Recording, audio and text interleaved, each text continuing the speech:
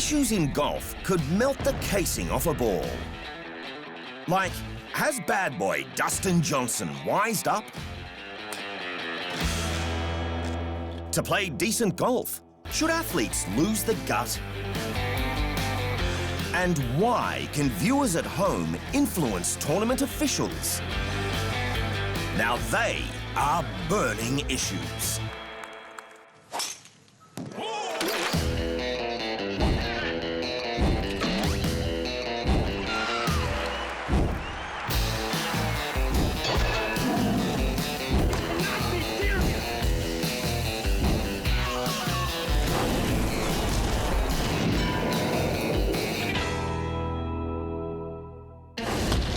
Once a party boy, now a world beater and responsible dad.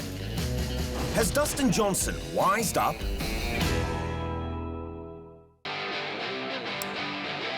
Dustin Johnson is the PGA Tour's slack-jawed 6'4" brute from South Carolina. Famous for having muscles that allow him to hit the ball a country mile.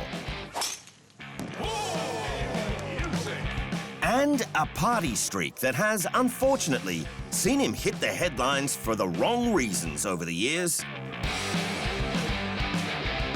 He's achieved enviable success in his career, reaching world #1 in early 2017, and his maiden major victory at the 2016 US Open. But back in 2014, things weren't looking so rosy. Johnson famously withdrew from the Ryder Cup that year and took leave from the tour, vaguely citing personal challenges.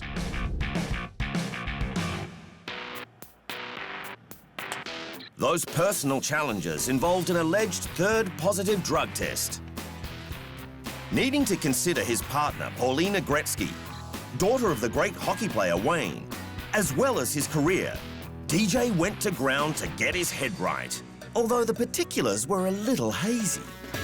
At first, it seemed the tour had served him a suspension for the positive test, but later it was corrected that his leave was voluntary, which points to perhaps a slightly dubious culture when it comes to covering up player misbehavior. Johnson returned in 2015, and it marked a turning point for the big guy. His eventual ascent to world #1 after winning the 2017 Genesis Open by 5 strokes left people wondering, had Johnson managed to wise up during his time off? Wise might be a bit of a stretch, but he certainly shifted focus. That after the break.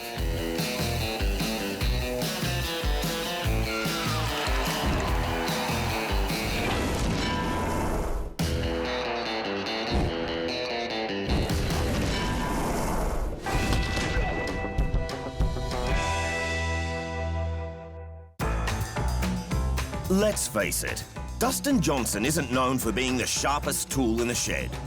When questioned about his rise to the top, he admitted the maths to determine the rankings was a little baffling. I mean, I understand 1, 2, 3, he said. Johnson followed up this dazzling assessment with further insight. A lot of players say that they want to be the best, they want to be #1.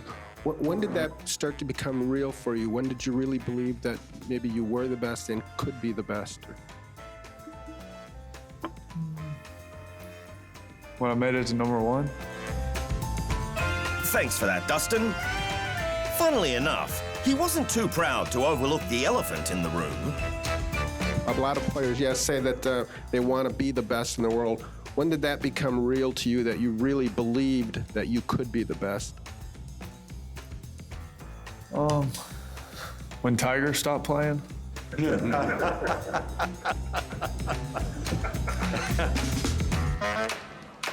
While there might not have been a deep level of contemplation going into his processes, Johnson was smart enough to at least shift focus during his hiatus. Because in 2016, things really started to heat up. US Open, getting my first major obviously was a big highlight for, 2016. Then I won the World Golf Championship and then the BMW Championship. So, and then, next highlight was finally getting the Ryder Cup win. So it was all in all a very good year in 2016. It was pretty clear. A player of such raw talent like Johnson to not have a major to his name must have been a ball and chain. It couldn't be any better. You know, I think it's well-deserved. You know, after everything that I've been through in the majors, you know, I've knocked on the door a bunch of times. So to finally nail one down? I mean, you know, it's definitely a big monkey off my back. There were other forces contributing to Johnson making better decisions. In early 2015, he and Paulina had their first child, Tatum Gretzky Johnson.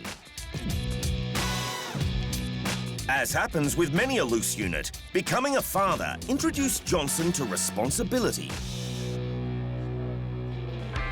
Well, I think it just, you know, changes your perspective on things. You know, for me, now he's got, him and Paulina are the most important things in my life, and golf, you know, is obviously I love to play it and it's very important, but you know, at the end of the day, I still get to go home to them, and you know, no matter what kind of day I had, it always gets better when I see Tatum. It also fed into his decision to join the vast ranks who pulled out of the Rio Olympics. I mean, I wanted to go play, but you know, just for me, at the end of the day, you know, me and Paulina, we're gonna have more kids, so you know, I know the risk is very low, but if something were to happen, you know, I'd never forgive myself for that. So perhaps Johnson has wised up. And as one of his fans pointed out in early 2017, it's all about the headspace. I believe you have to be 100% mentally there, you know. You have to have your mental game in shape. You have to be focused. As long as you're able to do your swing like you normally do, I think you'll be fine. Now that's a guy who speaks Johnson's language.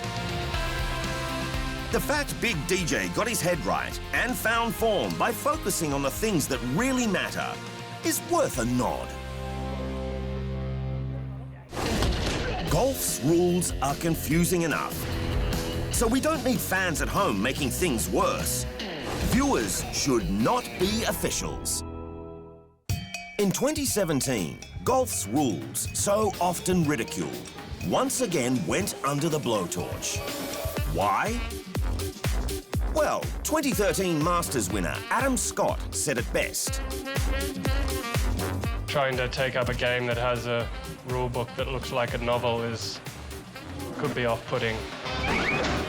It's true, the list of golf rules could cover a par 5 fairway, and some of them are painful. So the USGA and the R&A set out to rewrite and simplify some of them. And they did come up with a few good proposals. For example, when a player loses a ball, having 3 minutes instead of 5 to find it. Once a ball had to be dropped from standing shoulder height, but maybe dropped an inch from the ground. And when marking the ball, officials would rely more on the player's reasonable judgment. We won't put you through the agony of any more detail, but the final point of reasonable judgment makes a lot of sense, and it came to light in early 2017. At the ANA Inspiration, American Golden Girl Lexi Thompson was found to have improperly replaced her ball on the 17th green during the second last round. Thing is, officials only stepped in 24 hours after the incident, when Lexi was leading by 2 shots on the final round, because some faceless fan watching TV at home had picked up that she'd placed her ball in a slightly different position. Not only did officials add 2 shots for the infringement, they retrospectively stung her an extra 2 for filling out her scorecard incorrectly. Lexi played on through tears, but couldn't rewrite the ship, and South Korean So Yeon-roo ended up beating her in a playoff. Let's be clear, being penalized for placing the ball incorrectly is fair enough, but being hit the extra 2 for an incorrect card when she couldn't have possibly known? That's just raw. As mentioned, part of the rule rehash would allow for more reasonable judgment, so future cases might be saved the indignity. That's a positive. But there's a bigger issue, highlighted by Kiwi Lydia Ko in the aftermath. I can't believe somebody's calling it in now, especially from yesterday, and I'm pretty sure it wasn't her intention to, move it. And echoed by veteran Christy Kerr. That's really tough. That's a really tough one. I don't think they should be allowed to call in. The loudest noise came from Tiger Woods, who took to Twitter saying, "Viewers at home should not be officials wearing stripes." And it was personal for Tiger. At the 2013 Masters, when Woods took a drop after putting a ball into the drink on the 15th hole, a pro golfer watching at home on TV noticed Woods had dropped a few yards back from where he should have. The viewer called up, informed officials, and Tiger had 2 shots added to his card. While Woods actually incriminated himself in an interview after by admitting he'd dropped in a different place on purpose, having someone in his pajamas calling in from home and officials actually listening is insane, even if the guy was a pro. Part of the rules change puts the power in the officials' hands to ignore a caller's tip-off, but call-ins are still allowed. Sport should play out in the moment, with the people paid to be there having say over the rules. And if the odd thing gets missed, bad luck. In an era of selfies and reality TV, viewers feeling so entitled they can call in and change a tournament needs to be stopped. There's one final issue. Yes, she got a raw deal, but interviewed over 2 weeks after the incident, Lexi couldn't let it go. That's one of my favorite tournaments, and it's always a dream of mine to just see myself jumping into Bobby's pond.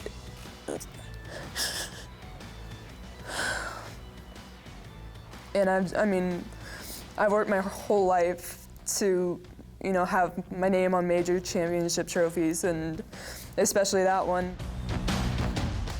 One way of sticking it to the faceless callers in their living rooms is to take it on the chin and march on. Going to pieces wasn't a great look. Coming up, golfers with a belly used to be common, but can they get away with it anymore?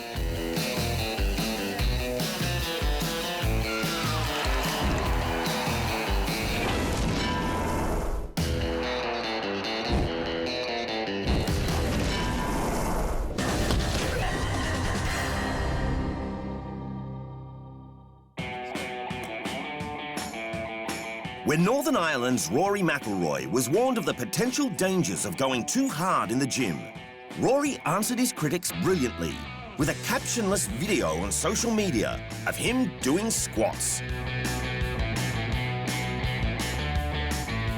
And then South African legend Gary Player joined in, tweeting this: "Don't worry about the naysayers, mate. They all said I'd be done at 32. Oh, and by the way, Gary Player is north of 80 and still doing things like this. What a beast! If that's not an advertisement for the benefits of golf fitness, we're not sure what is.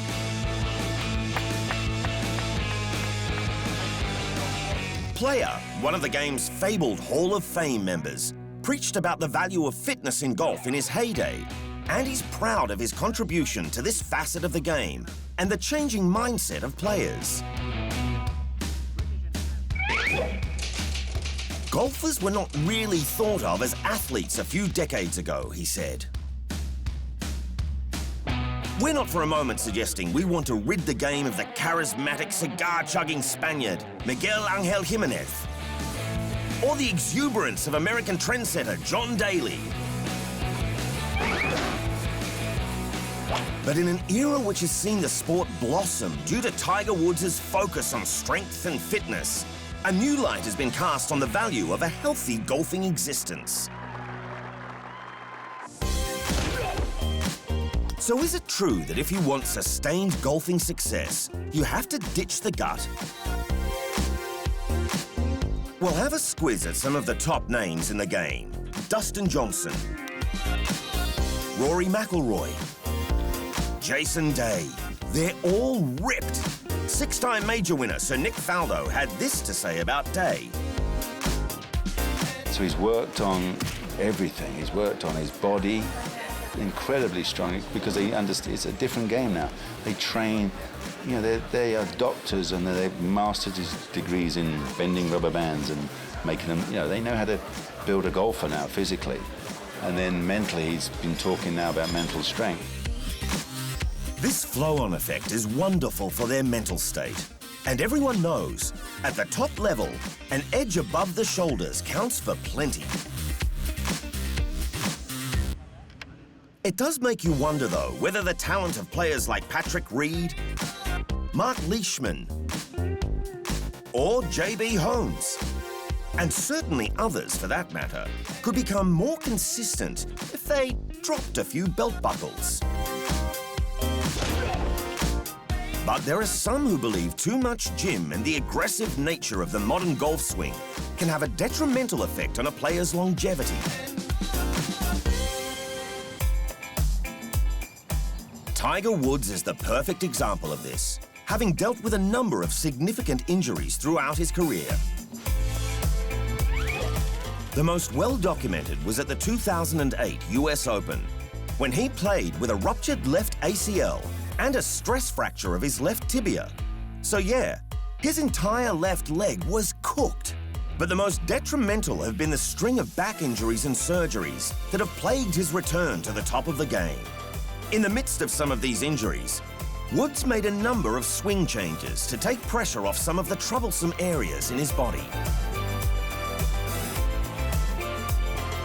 Sweden's Henrik Stenson, one of the world's most beautiful ball strikers and a fair tank himself, is aware of the risks, but doesn't think it's about to change how players go about their game.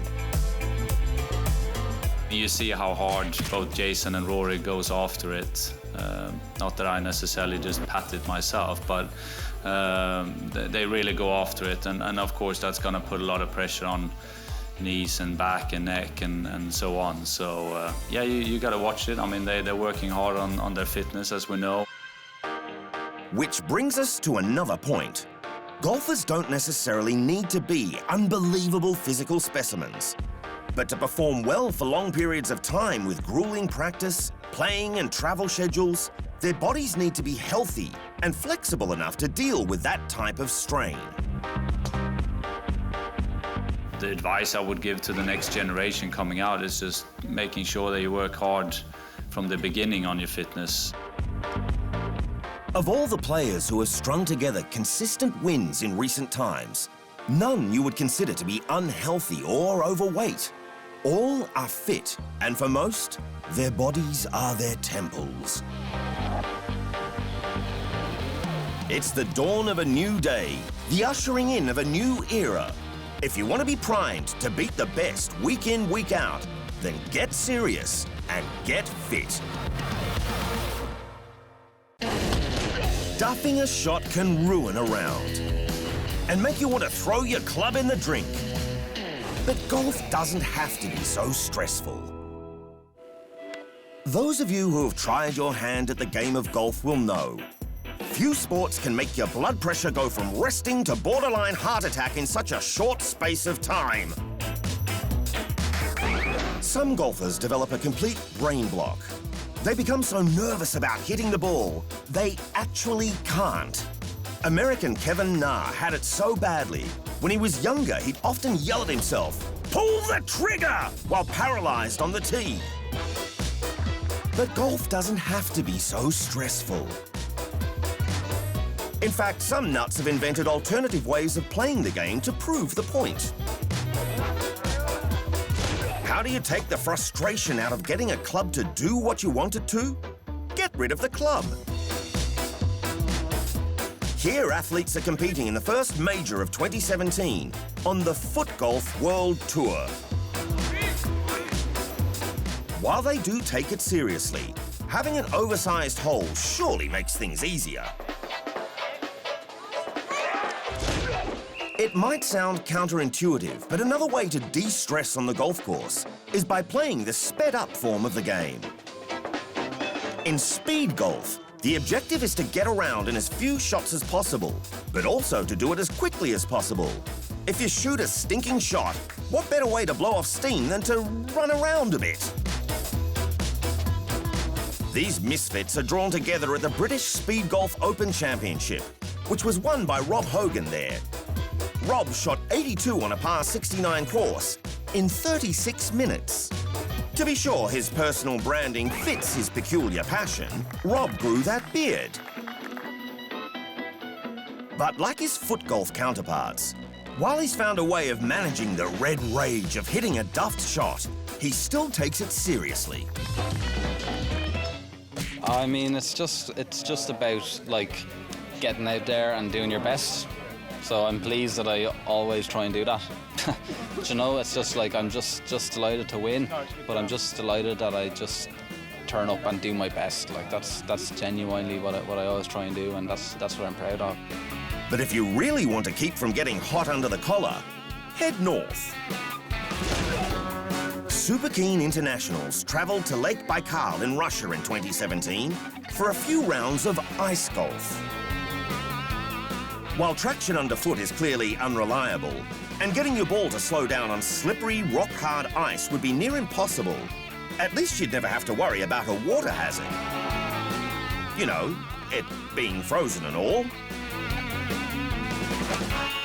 Perhaps Kevin Na spent some time in Russia, because he eventually overcame his brain block to nail this beauty at the CIMB Classic in Kuala Lumpur. Nothing stressful about a hole-in-one. Still to come, how can the internationals break the USA's dominance in their precious President's Cup?